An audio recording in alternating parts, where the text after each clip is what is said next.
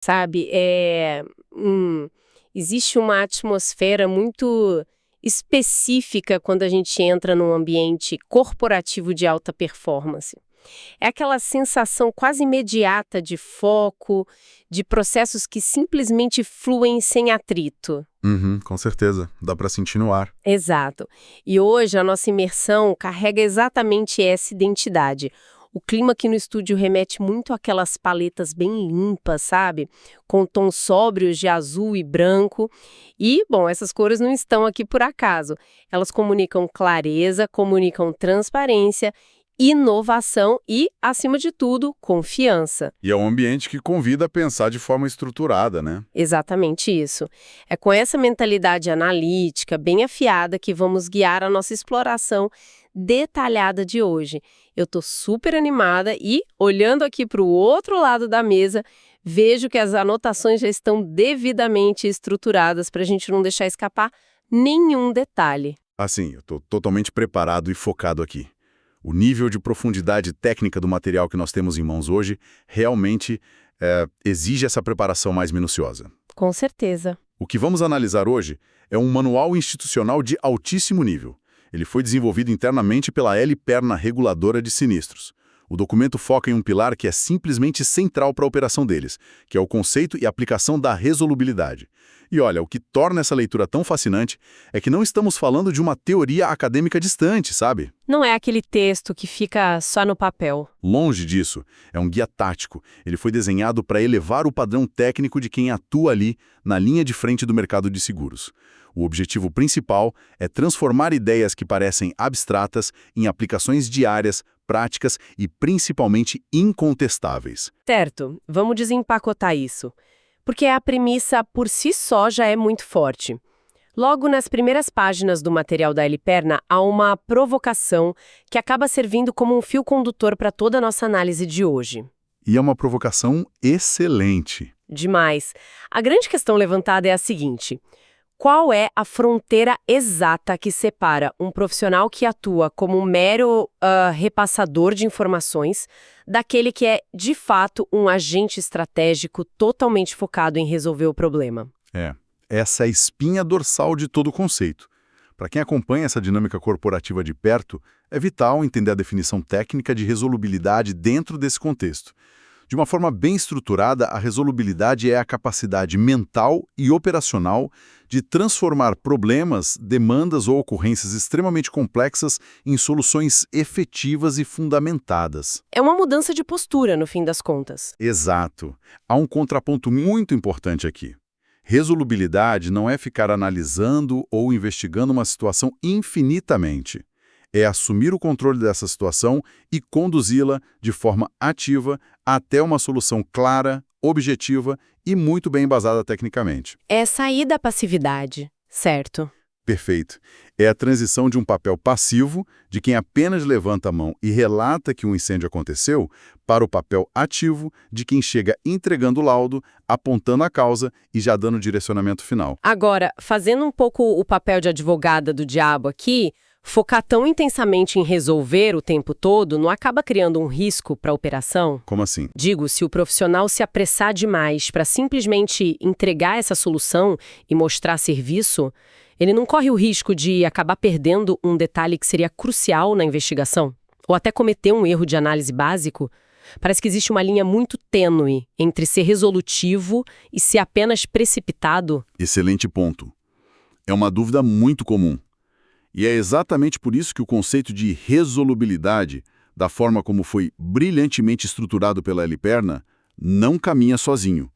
Ele depende fundamentalmente de autonomia técnica e estrutura. A pressa é inimiga da qualidade, claro, mas a resolubilidade não é sobre velocidade irresponsável. É sobre o quê, então? É sobre direcionamento. Muitas organizações sofrem com o que a gente chama de paralisia por análise. O profissional passa semanas descrevendo o cenário, revisando infinitamente os mesmos dados, mas o processo não avança. E não avança porque ele tem medo de concluir, ou talvez porque não sinta que tem a autonomia necessária para dar o próximo passo. Fica andando em círculos? Isso. A resolubilidade exige que a análise seja profunda sim, mas a análise é apenas o meio de transporte. O destino final tem que ser a solução. O rigor técnico é o que garante que a pressa nunca tome o lugar da eficiência. E dá para perceber que isso afeta o topo de toda a cadeia, não é? O documento destaca bastante que o regulador de sinistros é o elemento central dessa engrenagem toda. Para o cliente final desse serviço, ou seja, as próprias seguradoras, o que muda na prática quando a equipe inteira passa a operar sob essa ótica resolutiva? Muda absolutamente tudo, especialmente no quesito segurança para a tomada de decisão.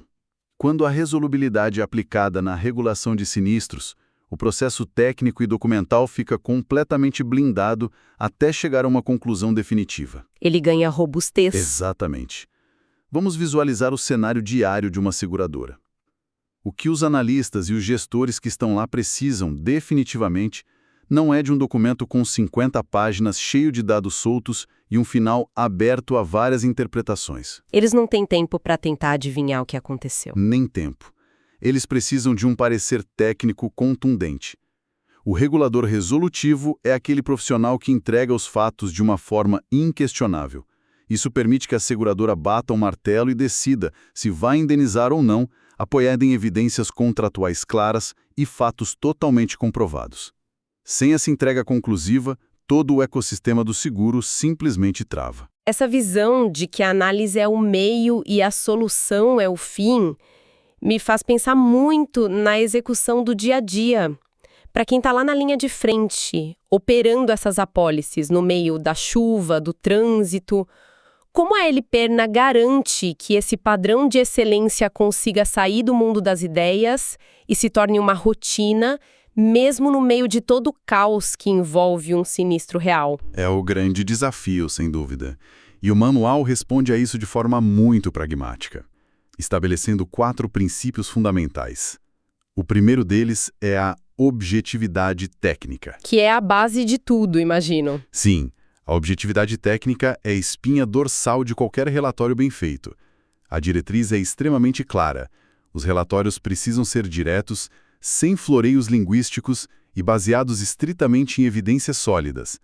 A meta aqui é construir uma narrativa técnica que se torne incontestável com base na materialidade. Mostrar os fatos e provar os fatos. E a prova fotográfica precisam sustentar essa afirmação de forma linear e lógica. E eu notei que há alertas bem severos no texto sobre o que não fazer também. O material menciona a armadilha de criar relatos que são excessivamente descritivos, mas que no fundo não agregam nenhum valor real à conclusão. Mas o que mais chama a atenção ali é o perigo das chamadas conclusões ambíguas. As conclusões ambíguas são um problema crônico no mercado. E aquele tipo de relatório que termina com talvez ou é possível que tenha acontecido isso. Basicamente é o regulador pegando o problema, embrulhando para presente num papel bonito e devolvendo direto para a mesa da seguradora sem resolver nada. Perfeito. O talvez é o verdadeiro antônimo da resolubilidade. Se existe uma dúvida, o trabalho do regulador é ir a campo e buscar essa resposta antes de emitir o relatório final. Ele não transfere a dúvida. E isso nos leva ao segundo princípio que complementa muito bem essa objetividade, que é a agilidade operacional. Especialmente crítico em logística, não é? Crítico é a palavra certa. Em cenários logísticos, muito especialmente no transporte de cargas, o tempo não é apenas dinheiro. O tempo é a própria preservação da prova. O manual, de forma muito inteligente, não trata a agilidade como uma pressa cega para fechar o caso rápido. Ele trata como mobilização imediata. Agir rápido, no momento certo. Exato. O acionamento da equipe deve ser instantâneo. A visita presencial ao local do evento muitas vezes é inegociável. É preciso estar lá para acompanhar de perto uma remoção de carga, por exemplo, ou um transbordo.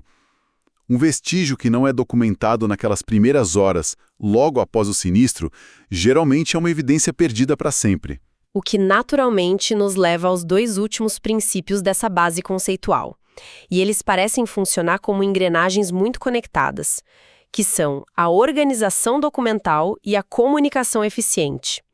Na prática corporativa diária, a falta desses 2 elementos costuma ser o grande calcanhar de Aquiles de muitas operações. Totalmente. Um processo de regulação simplesmente não sobrevive sem documentação organizada e validada. E aqui a gente vê a postura ativa, aquela que a LPNA exige dos seus profissionais. O regulador não senta e espera passivamente que os documentos caiam no colo dele. Ele vai atrás. Ele identifica tudo que será necessário logo no dia 1 da ocorrência e já orienta todos os envolvidos. A comunicação ineficiente é aquela que gera solicitações pingadas. É horrível. Hoje se pede a nota fiscal. Aí amanhã o analista lembra e pede um manifesto de carga. Na semana seguinte pede o boletim de ocorrência. E isso acaba destruindo a confiança de quem está sendo atendido. Destrói-o completamente e gera um gargalo enorme na operação. A comunicação precisa ser assertiva com absolutamente todas as pontas envolvidas. Seguradora, corretor, transportador, autoridades policiais, tudo deve ser tratado com um tom muito técnico, com extrema clareza e, acima de tudo, formalizado nos autos do processo, sem conversas paralelas soltas. Certo. Vamos quebrar isso em partes menores agora, porque essa transição da teoria para a prática, para o campo de batalha logístico, é onde o material realmente brilha. O manual mapeia o ciclo de vida do sinistro através de um funil de 5 etapas bem definidas. É o passo a passo do regulador sob a ótica da resolubilidade. Aqui é onde a coisa fica realmente interessante. A fase 1 é classificada lá como recebimento e investigação preliminar. Sim. A fase 1 é aquele momento crítico da triagem. Não se trata apenas de abrir o sistema, ler um e-mail de aviso de sinistro e criar uma pasta virtual. É muito mais profundo que um trabalho burocrático. É uma análise estratégica imediata. O profissional precisa bater o olho nas informações iniciais e se fazer perguntas cruciais. Existem riscos imediatos de agravamento de prejuízo? Há, por exemplo, uma carga de alimentos perecíveis tombada na pista que precisa de um transbordo urgente antes que estrague sobre o sol? É a hora de conter o sangramento, por assim dizer. Exato. É nesse exato instante que a estratégia macro de atuação é definida. Uma vez que o risco inicial é contido e a rota de trabalho é traçada, entra-se na fase 2, que é a investigação e vistoria do evento. Essa fase 2 me parece ser muito o momento de montar o quebra-cabeça do que aconteceu. O documento cita o uso de várias frentes de investigação correndo de forma simultânea. Entrevistas detalhadas com o motorista do caminhão, fotografias muito específicas do local do acidente do veículo, coleta de relatórios policiais e até o cruzamento com os registros operacionais de rastreamento via satélite. Isso mesmo. O grande objetivo da fase 2 é não deixar absolutamente nenhum ponto cego sobre as circunstâncias daquele evento. Qual foi a dinâmica exata do acidente ou da abordagem no caso de um roubo? Quais são as causas que são prováveis e as que são reais e comprováveis? Quem são as partes envolvidas? Somente construindo essa base factual muito robusta é que se torna possível avançar para a fase 3. Que é a apuração de prejuízos. Isso. E essa etapa exige do regulador uma frieza matemática e uma capacidade analítica impecáveis. Aqui, para quem acompanha a nossa análise e está se aprofundando agora nesses termos técnicos um pouco mais densos, a complexidade realmente aumenta.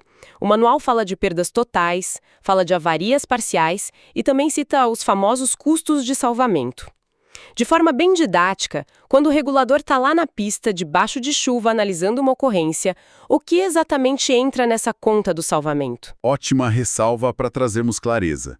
De uma forma bem simples, custos de salvamento são aquelas despesas emergenciais que são feitas com um único objetivo: evitar que o prejuízo financeiro final seja ainda maior. Tem como dar um exemplo prático? Claro!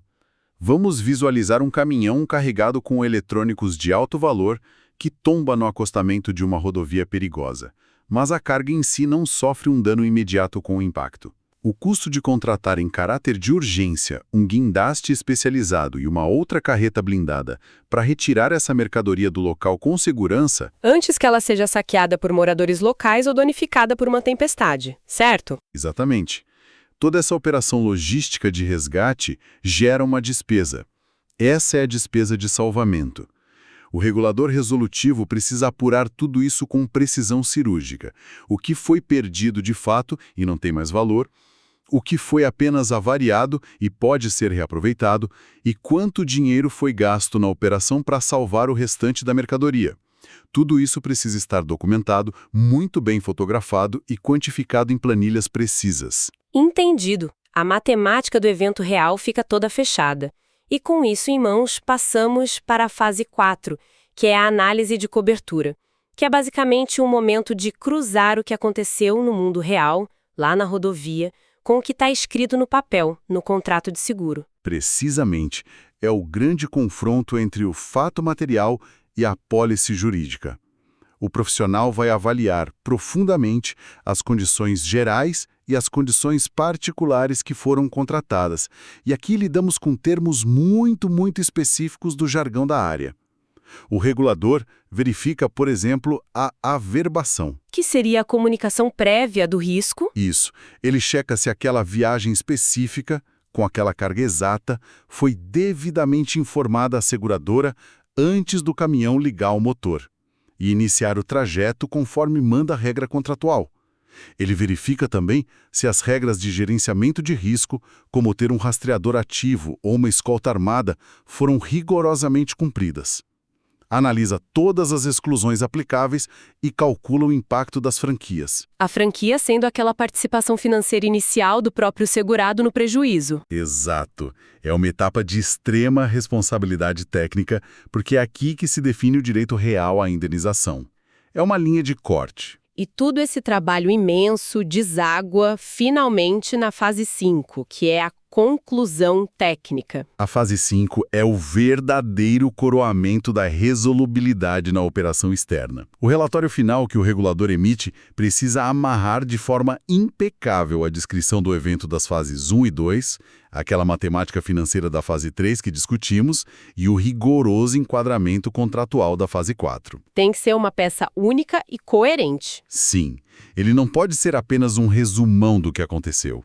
Precisa ser um parecer técnico, totalmente conclusivo, sem deixar nenhuma margem para interpretações duplas ou achismos. Se a recomendação técnica final é de conceder a cobertura ou de emitir uma negativa, o embasamento que sustenta isso tem que ser cristalino. Como mencionamos logo no início, a palavra de ordem desse relatório é ser incontestável. Agora, aqui entra uma virada de chave no manual que eu confesso que expande completamente a nossa visão sobre o tema. Normalmente, quando a gente pensa nesse nível de entrega e de excelência no serviço de resolução de sinistros, a mente projeta imediatamente a figura do cliente externo, né? As seguradoras, os grandes corretores. Exatamente, a gente foca no serviço que vai para a rua. Só que a L. Perna traz uma discussão muito profunda e muito séria sobre o conceito de resolubilidade interna. E isso é fascinante. É uma visão gerencial extremamente madura e moderna. O documento usa uma analogia estrutural perfeita para explicar isso. A resolubilidade interna é descrita como o motor da engrenagem da empresa. O raciocínio por trás disso é implacável. Se o fluxo interno de trabalho engasga, simplesmente porque as equipes não são resolutivas entre si, o resultado lá na ponta será inevitavelmente afetado. É uma reação em cadeia. Inevitavelmente. Não tem como blindar o cliente externo da desorganização interna. O caminhão do segurado continua lá, parado no pátio aguardando uma liberação que não chega. O corretor de seguros começa a cobrar respostas do atendimento de forma cada vez mais ansiosa. E, por fim, a seguradora, que é quem paga a conta, percebe a ineficiência do processo. A excelência no atendimento ao cliente final é apenas um reflexo direto, e eu diria até inevitável, da fluidez e da saúde das operações internas. E essa parte do manual redefine totalmente o que costumamos chamar de cliente, não é? Quem é o cliente interno? O documento é muito claro nessa definição. O cliente interno é qualquer pessoa de qualquer setor dentro da organização que dependa do seu trabalho para conseguir concluir o trabalho dela. Ter resolubilidade no trato com essas pessoas é a única maneira eficaz de acabar com o temido efeito ping-pong nas empresas. Ah, o famoso ping-pong corporativo. Ele é, sem dúvida, um dos maiores ralos de produtividade que existem no mundo corporativo atual. É aquela tarefa que vai e volta infinitamente por e-mail ou no sistema, puramente por falta de comunicação clara ou proatividade. Para combater esse mal, O material da Eliperna traz cenários incrivelmente práticos. O primeiro deles foca na relação horizontal entre os próprios pares. Colegas de trabalho do mesmo nível. Isso, como a interação rotineira entre um analista interno de escritório e o vistoriador que está lá no campo. A regra aqui é aplicar o que o jargão corporativo costuma chamar de entregar o trabalho mastigado. Vamos colocar isso num cenário bem prático, porque o contraste que o manual faz entre o profissional resolutivo e o não resolutivo é genial. Basta pensar num cenário em que faltam alguns documentos de um motorista para conseguir seguir com a regulação de um caso. O profissional sem resolubilidade, o que ele faz? Ele manda um e-mail de uma única linha para o colega dizendo: falta CNH do motorista. Aí ele cruza os braços e a tarefa simplesmente estaciona. O problema mudou de caixa de entrada, mas não foi resolvido. Exatamente. A pessoa apenas relatou que existe um obstáculo. Ela agiu como um repórter do problema. Em contrapartida, a postura de quem opera com resolubilidade genuína muda completamente o fluxo da informação e da energia. Um e-mail resolutivo para esse mesmo cenário seria algo mais ou menos assim. Olha, a CNH do motorista ainda não constava no sistema, mas eu já me antecipei e fiz contato direto com a transportadora. Eles me enviaram uma cópia provisória por mensagem, que inclusive já estou anexando aqui para você ir adiantando as coisas. O documento oficial em alta resolução sobe no sistema até o final do dia de hoje.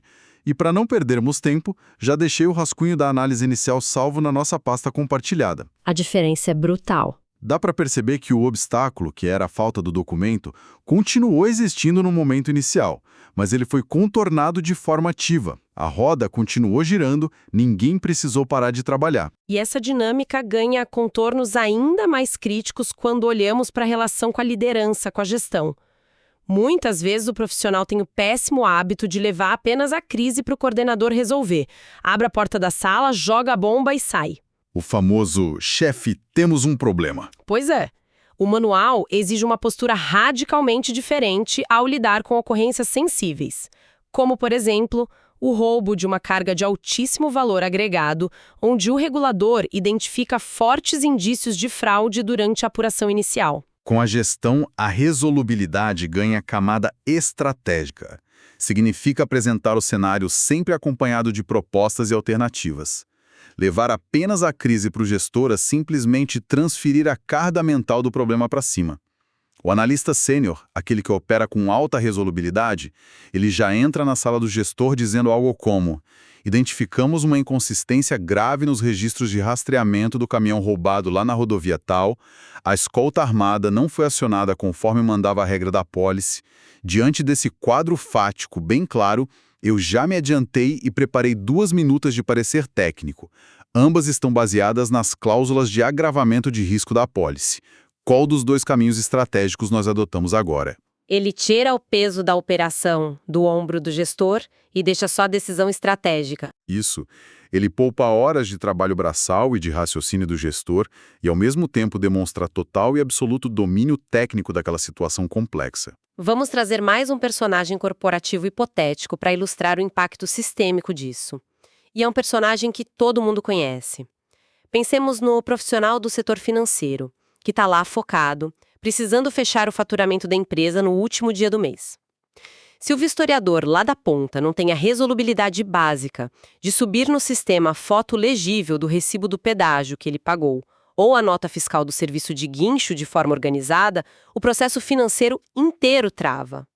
O setor administrativo precisa abandonar as planilhas e virar um detetive interno, caçando os vistoriadores pelos corredores ou no WhatsApp da empresa para conseguir finalmente emitir uma nota. A resolubilidade interna afeta diretamente o fluxo de caixa e a saúde financeira da operação. É o exemplo perfeito. Mostra de forma inegável como a falta de cuidado na base afeta a ponta da estrutura.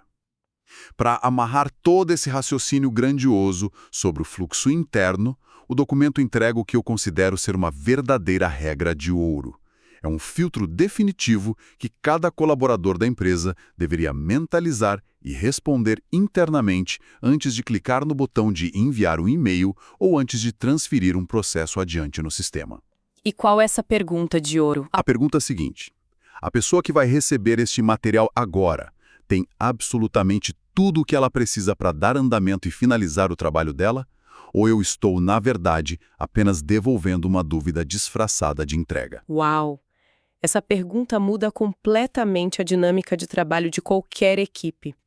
Se a resposta sincera do profissional for acho que estou devolvendo uma dúvida, então o trabalho dele simplesmente não terminou. Volte a algumas casas. É uma mudança de mentalidade poderosa, mas que exige muita disciplina diária para se manter ativa. Sintetizando toda essa imensa carga de conhecimento que absorvemos hoje, fica muito claro o posicionamento institucional da Elli, perna reguladora de sinistros.